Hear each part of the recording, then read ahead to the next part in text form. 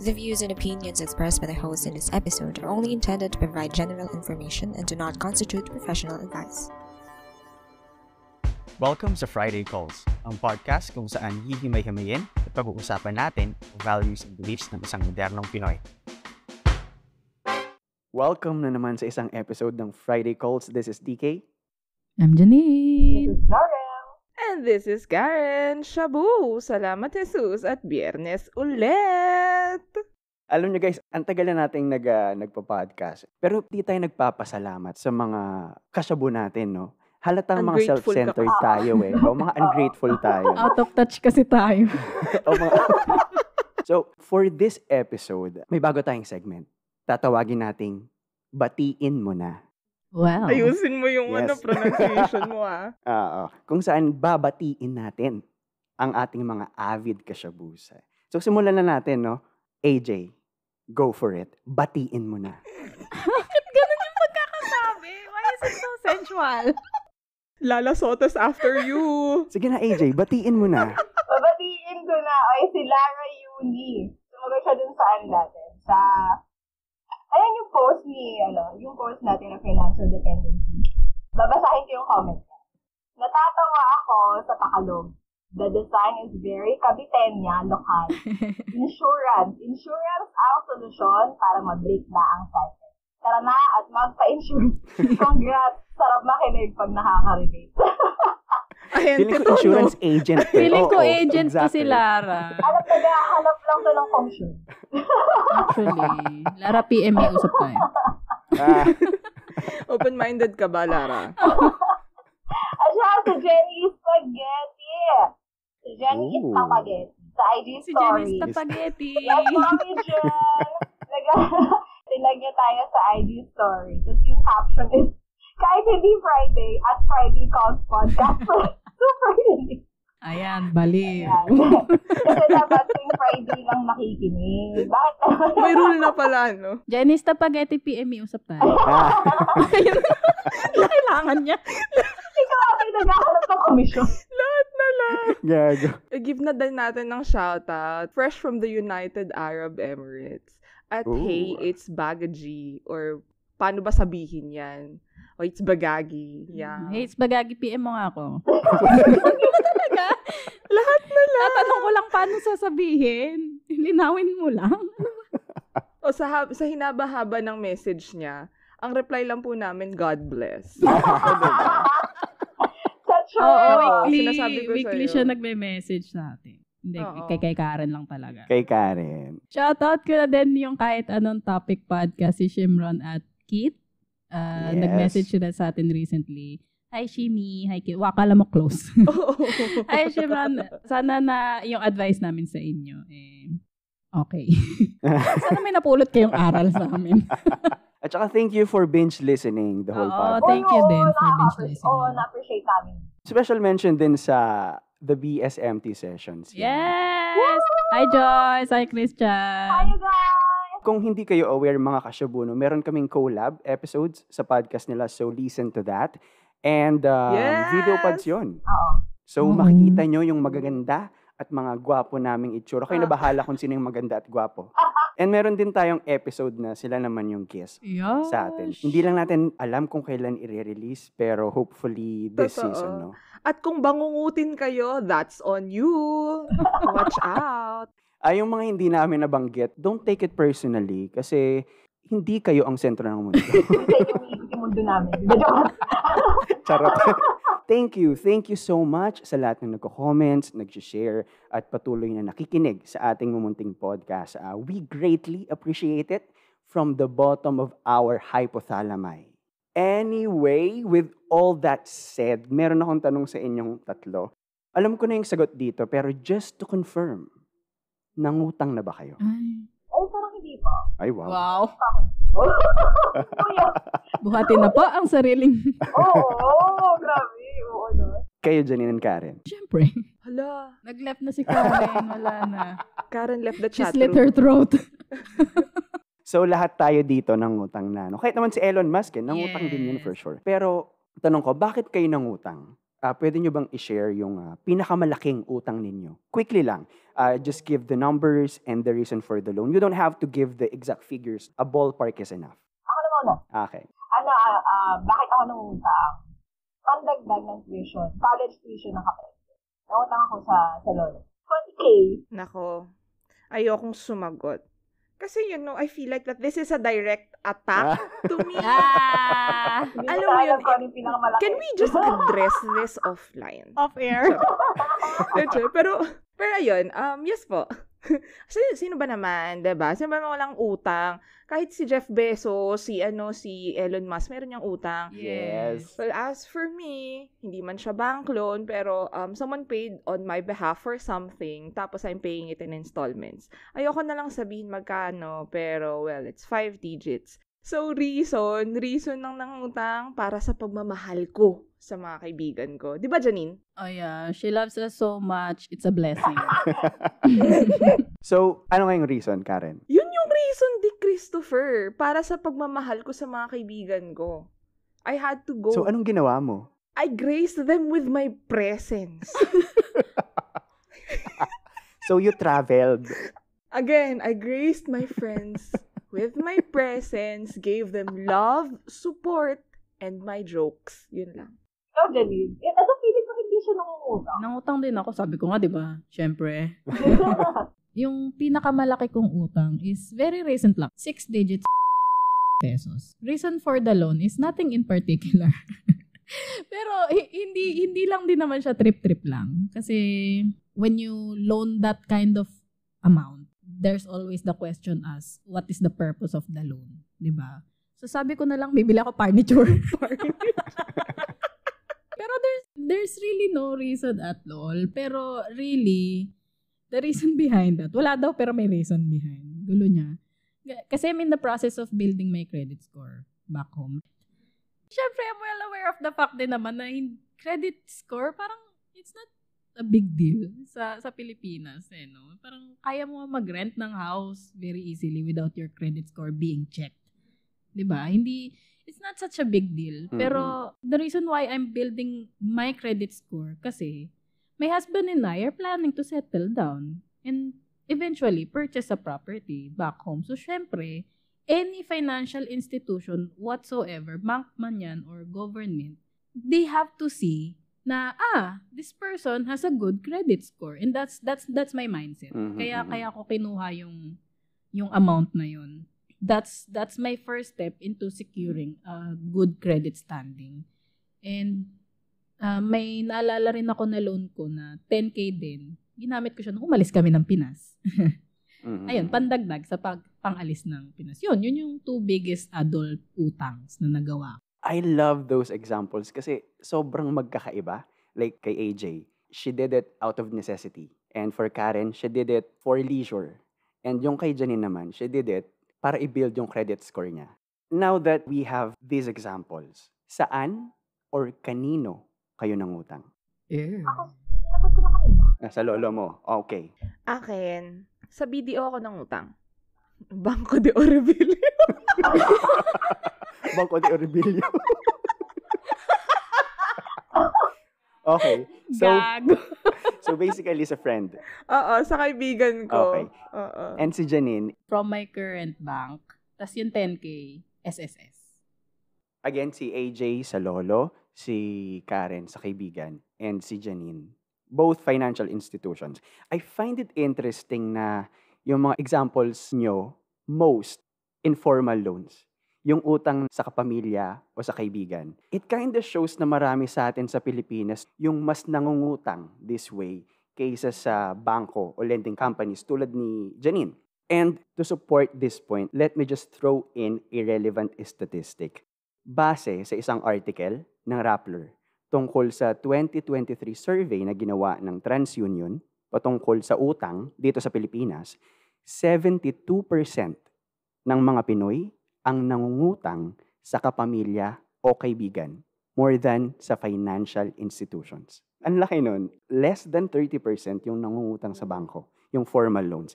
My question for you guys is, why do you think that is? Bakit mas uso ang informal loans sa ating mga Pinoy? Feeling ko kasi kasi kapag sa bangko ka ng mas malaki yung interest. Tapos, kung sa relatives or sa friends mo, kung ano yung inutang mo, yun lang din yung ibabalik. Diba? Tapos, yun nga, kasi nung kay Karen, pwedeng installment. So, pwede siyang i-extend. Unlike kapag sa bank, meron kang date, kailangan na due date para bayaran yung inutang. Yeah, that's a good point. Ikaw, Karen. Well, for me, can I pass? You can pass out. I can pass out or pass away. Dalawa lang yung option. Pass out or pass away. It's up to you. Okay, going back. Malintian. For someone na, who's, an avid user, karamihan sa mga gumagamit ng lending practice na ito ay yung mga kapatid nating mga nasa laylayan. They usually resort to this dahil sa insufficient income para sa basic needs or, for some others, wants na due date na. Ayan na si Auntie Judith. So, kailangan na nila ng fast cash. Ayan na. Oo. Informal loans are fast cash. They are immediate and process niyan within 1 to 2 business days. Depende sa number 1, ikot ng pera ng lender. Number 2, mood ng lender. And you just have to be equipped with, a good PR at pagmamakaawa na may please, please, please at hands together emoji. Pero ayun, going to my point, yung reasons why Pinoys resort to informal loans is una, hindi ito required ng kahit anong paperwork. Yun nga, sabi ni Jerem, when you go to the bank, they ask for your credit score. They ask for your bank statements. Kahit nga sa lending companies, as someone na nakapag-try ng lending company, ang daming formalities, ang dami niyang hinihingi, be. They ask for bank history, purchase history, SSS, Pag-ibig, TIN, PhilHealth, HMO. Mahirap siya. Unlike kapag mangutang ka sa kaibigan mo. Diba, Janine? So, ayun. And next, it provides localized... Wala akong sinasabi. Pero yun, it provides localized services. Yung nagpapautong ay within your barangay or street. Diba, Janine? Kung hindi malalapitan si Aling Shoni ng ilang-ilang street, baka mahiraman mo yung pamangkin niyang si Jemerlyn sa Gumamela Street. Diba? It's a family business. It's a family business. So, most informal suppliers operate on a highly personal basis, depending on the needs and wants of its members. Diba, Janine? Yun lang. Sa akin, although those 2 examples na binigay ko were proper personal loans, no? From different institutions, as mentioned nga, bank and SSS, I also had an utang from someone na kakilala din naman. Si Janine naman po ay hindi perfectong tao. Janine doesn't have her entire life together. Surprise, surprise. Sadyang lang, siguro, just like everything else in my life, all my decisions, lagi, very well thought through. Meaning, hindi ako basta-bastang gumagawa ng isang decision without knowing the repercussions or consequence ng bawat decision and actions ko. I'm also prepared for possible problems or challenges na pwedeng dumating. Kasi this is how my brain works. And as much as possible din talaga, I really avoid loaning or asking people for money. Kaya nga nasabi ninyo, parang hindi naman ito umuutang. Kasi you guys know me. I really don't feel comfortable relying on other people, especially for my own needs. Mas gusto ko na nanggagaling lahat sa akin yung hard work. Tapos, sa akin din nagpipay off, diba? So, to answer your question na, bakit informal loans seem to be more popular with Filipinos? It's because not a lot of people really think, knows, or understands the repercussions or consequences of acquiring a loan. Ano bang ginagawa ng mga Pinoy pag singilan na ng utang? Di ba yung utang, yung mga may utang pa yung matatapang? Nagpapa-write off. Di ba? May kilala ako nagpapa-write off. Oo, sasabihin pa nila, grabe ka naman. Wala ka man lang malasakit o pakonsuelo de bobo sa amin. Alam mo namang hirap kami. Bla, bla, bla. Yan. Meron silang handbook. Binabasa nila yan. Oo. Janine, hindi mo pa nasasabi na ano yung mental health ko. Hindi ko na kaya. Grabe. Hindi ko na kaya. Nang gaslight pa. Live na live. Jesus Christ.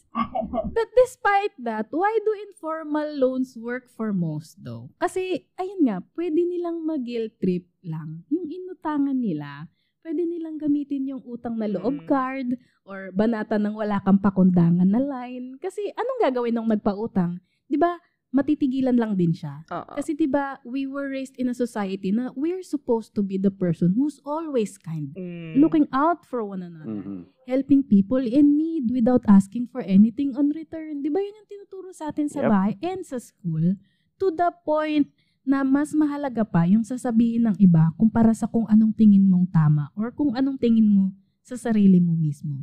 So, sa informal loans, gagana yan. Tingin mo, pwede mong mag-guilt trip yung bank sa credit card loans mo. Sabihin mo sa kanya, can you please, not now, not today. Pwede mo pang ganunin mo. Gusto ko yung inaway mo pa, diba? Hindi ko nga kaya ngayon. BPI, no. Hahabulin ka ng mga yan and ipapakulong ka nila. Kasi yun yung consequence ng actions mo pag hindi ka nagbayad. Gusto mo bang makulong? Kung hindi, 'di ba? Gagawa ka ng paraan para mabayaran. I know. Meron din naman humahantong sa kulungan ng mga informal loans. And tulad ng minention ni Karen, mga tulpo-tulpo, mga face-to-face, doon humahantong.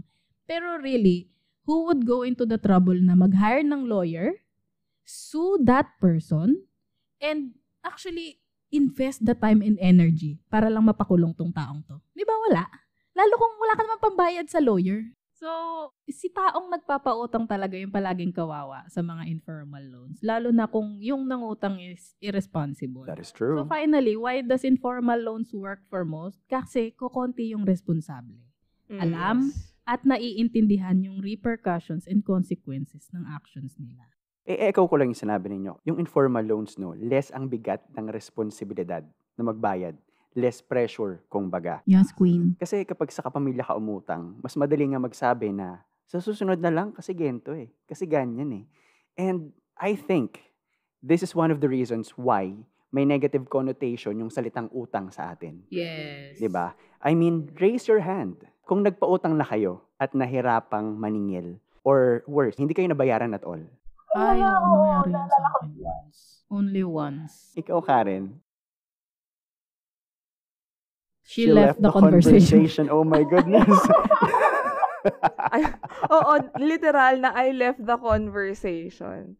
Nagpautang na ba ako? Oo, tapos hindi ka nabayaran or nahirapan kang maningil. Live na live. Via satellite. Oo naman. Oo. Kasi kahit ganyan yan si Karen, kung meron yan, talagang magbibigay. Yes, that is true. Ako yung sa akin, ano ba ka?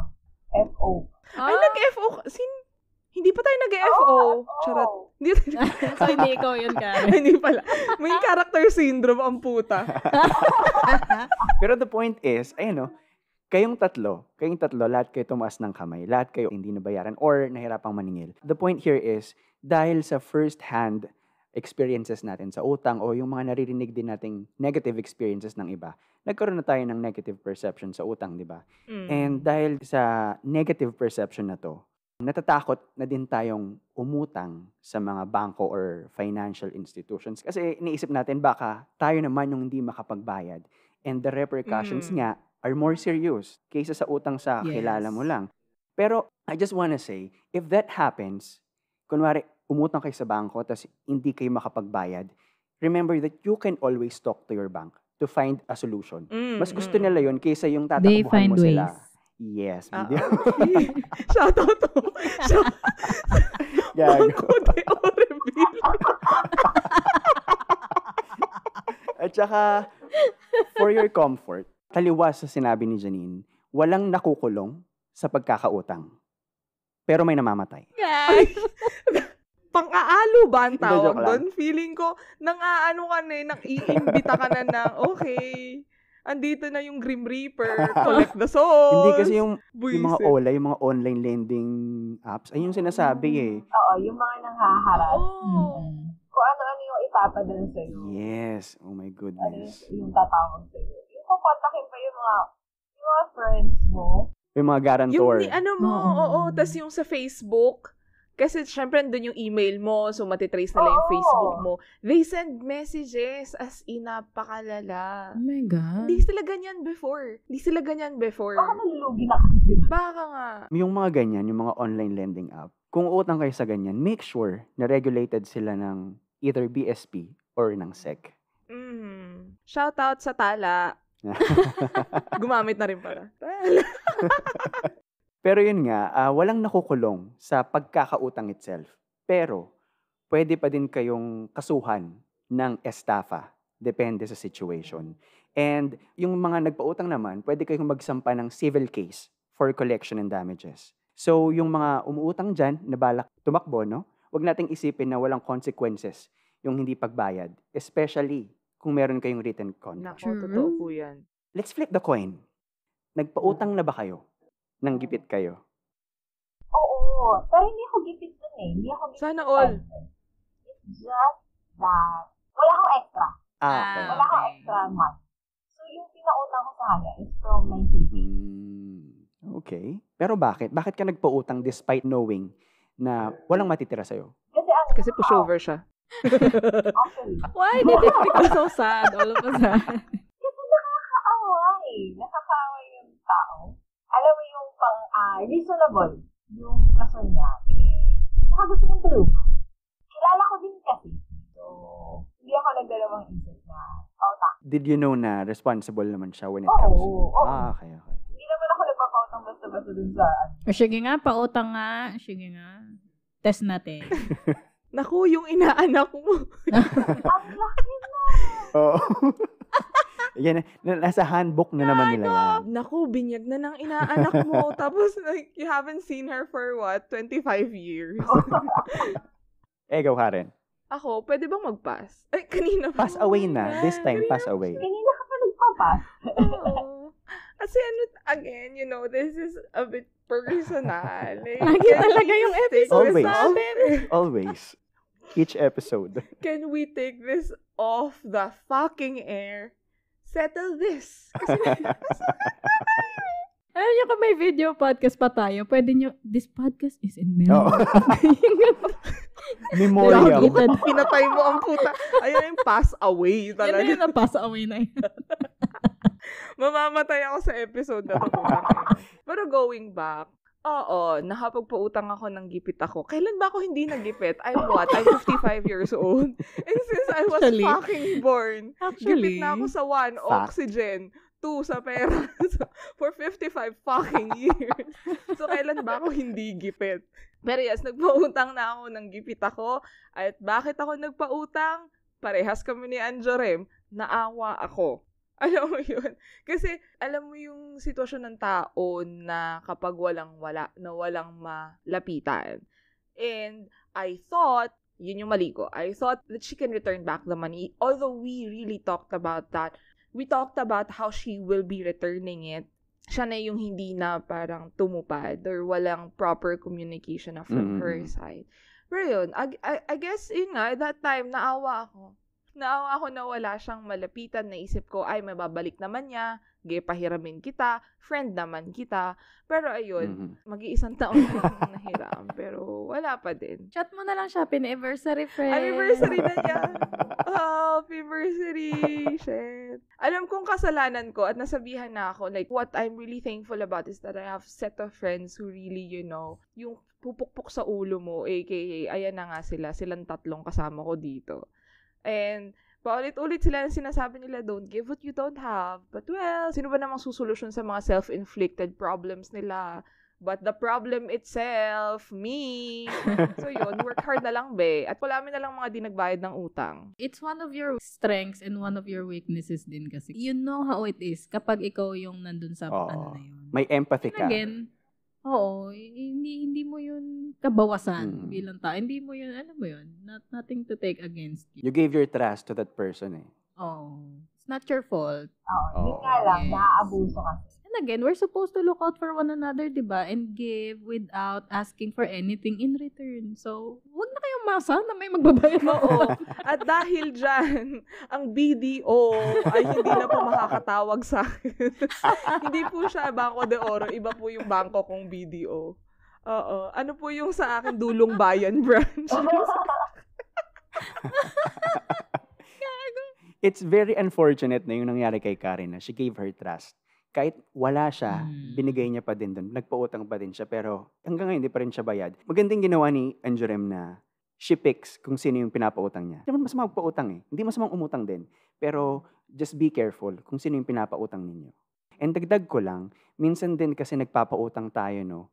Gipit man o hindi, sa mga taong meron tayong pagkakautang na loob. It's something very common, very Filipino. Yung parang kasi tinulungan naman niya ako dati, so it's my time to give back. Yes. Pero for me, okay lang naman na magpautang kung may extra ka. Pero kung gipit ka din, bakit? Girl, ikaw naman yung mahihirapan. Alam mo yun? Ayun nga yung sinasabi nyo. Kasi may makukonsensya siya. Yes. That's the entire essence. That's the entire essence of utang na loob. Pinag-usapan na natin episode 1 pa lang. Pero ito lang sa akin kung nasa tamang pag-iisip, yung umuutang sa'yo, no? Ang sama pakinggan. Char. Hindi kasi, Aray! sinong umuutang ang magagalit dahil hindi siya mapautang? Makapal ang muka. Oo. Diba? Kung ang dami niya nang sinasabi, nung hindi mo siya mapautang, paano pa kaya pag sinisingil mo na? Yung napipicture ko habang yung may daladalang anak dito, tapos sasabing guha. Pero going back, naiintindihan natin na most of us, inevitable taga ang pag-utang. Kahit mayaman, umuutang. The difference is, kapag umuutang ang mayaman, Is she okay? Kapag umuutang ang mayaman, no? Hindi ginagamit nila yun para mas palaguin pa yung pera nila. And with that said, in your opinion, Janine, is there a smarter way to handle loans? Magagamit mo ba yung loans to your advantage? Can I just say, bago ko sagutin itong tanong na to, this is a very privileged question and I know the reason why this is directed at me. Okay? So, my answer then, I'm very sorry, will be very privileged. Okay? Disclaimer. Of course, there is and yes, you can. Yun yung answers dun. And naiintindihan ko yung reason why this is directly at me. Kasi para sa akin personally, not just with utang, there is always a smarter way to handle or face many challenges in our lives. Most lang ng mga tao chooses the easiest way, and the easiest way is not always the smartest way. Mm-hmm. Para sa akin, we can use it to our advantage na, yun nga, tulad ng ginawa ko. For example, I took a loan not to use it for something in particular, but for the purpose of building my non-existent credit score or credit history sa bansa. Kasi nga, nasa ibang bansa ako. But alas, alam ko naman na hindi lahat privilege tulad ko, di ba? Na kayang magpaikot ng pera. Like that. Hindi lahat ng umuutang may yung kayang ganun, hayaan lang siya na umikot ng ganun. Mm-hmm. Most of the time yung umuutang, talagang may kailangang tustusan. So, look at the utang as a privilege. Kasi, again, this is just my opinion. Feeling ko, iniisip yung utang as sagot sa problema lang. Yung iba, pwede blessing lang. Hulog ng langit. Ay, Ganon. sana all. Pero when you look at the loans on a different angle, you can and you will use the money wisely. Kasi you will make the most out of it imbes na waldasin lang. Kasi again, it is a privilege. Not everyone has the privilege na may sagot bigla sa problema nila, di ba? Right. It's about how you look at things. Again, I know it doesn't apply to everybody, but I guess one thing that applies to all of us is how we can change our mindset about something. That's really it. How can we change our way of seeing things on a different lens? Kasi kung uubusin mo lang yung utang mo, kunwari, para ipambayad sa isa pang utang mo, anong ine-expect mong result nun?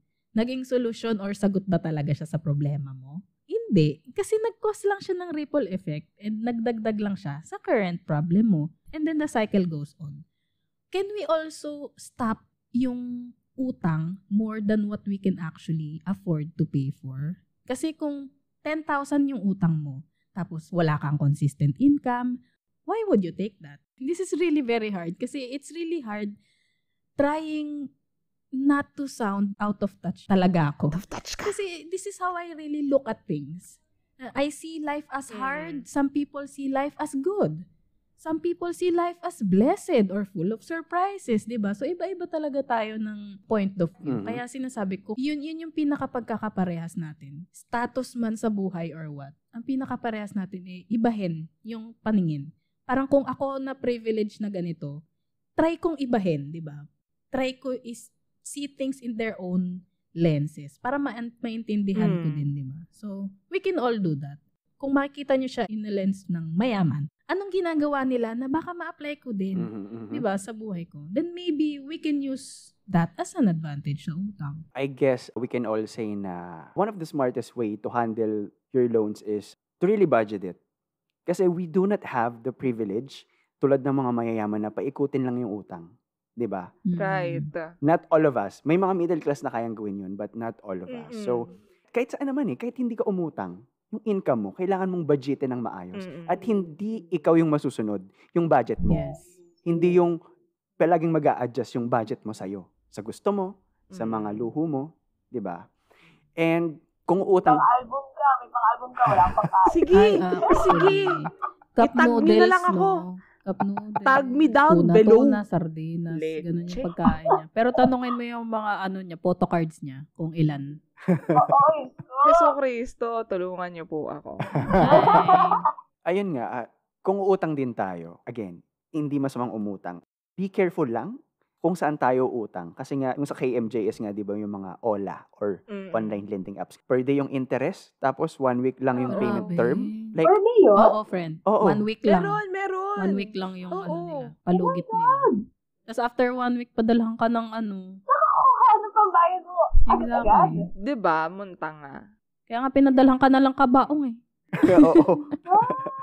Tapos may mga pumapatol talaga Yes. kasi kailangan Oo, nga nila may ng gipit fast kasi cash. talaga Pero eh. di nila iniisip. Yes. Di nila Oo. naiisip na, tang-ina, saan ako hahanap in 1 week? Mabuti ko yung bulbul ko 1,000. Exactly. Ganon, alam mo Yeah, yun. you have to consider that as well kung paano mo babayaran. I don't think Oo.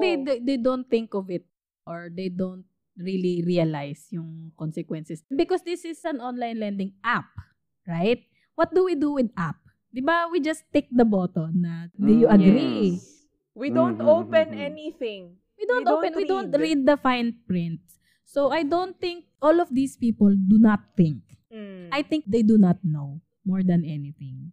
Yung mga nagiging biktima ng OLA. Kung ikaw yung umutang sa OLA ngayon, tapos inaabuso ka nila, hinaharas ka nila, bawal yun. Yes. Bawal yun. Yung pananakot, yung pang-aabuso sa mga may utang, that is against the law. May memorandum ang SEC for unfair debt collection. Ilalagay na lang namin sa show notes yung link para mabasa nyo din. If you're currently going through this kind of abuse, pwede nyo silang i-report. Yun nga, ilalagay namin sa show notes kung saan nyo sila mare-report. Know your rights as mangungutang, Yes. di ba? Oh, yan na naman. May bagong linya na naman. Right Pag tumawag na off! naman yun ng, I have my right. I have my right to write it off. I invoke my right to the Fifth Amendment. Kasalanan mo yan, But before we end this episode, let me just leave you, mga kashabus, with an adage that has stood and still stands the test of time, no? Here it goes.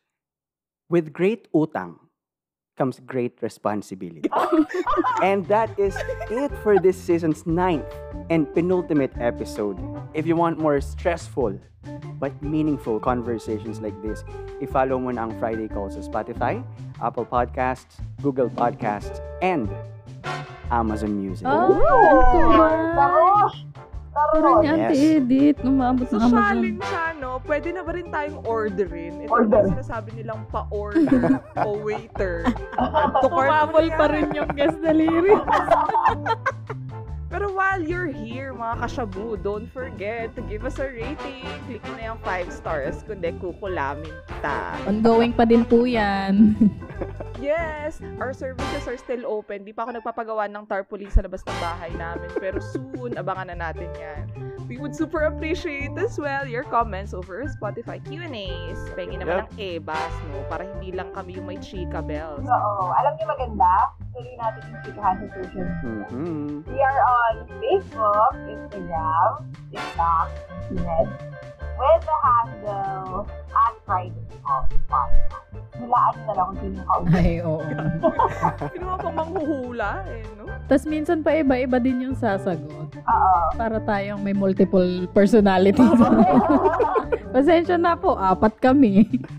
Speaking of mga sumasagot-sagot nga sa social media, DM nyo na din kami kung meron kayong topic suggestions, mamagaling kayo, gusto nyo yan. Feeling nyo, ang dami nyong masasabi, di ba? DM nyo kami kung meron kayong thoughts, different point of view din sa mga episodes namin. Pag-discussion na, pag-awayan natin yan sa DM. Ako sasagot. While we're recording this, retrograde pa, pero feeling ko iikot naman yan. So, kahit hindi retrograde, mainit ang dugo ni Janine. Yeah. So, ayan, bigyan nyo naman siya para hindi lang ako yung punching bag niya. So, feeling ko ginawa ko ng Diyos para maging punching bag niya. So, iba naman. Oh. Help me out. Help a girl out. DM nyo ako. Slide nyo ako. Sa sobrang init ng dugo niya po, yung regla niya pwedeng maging tsaa. Wow.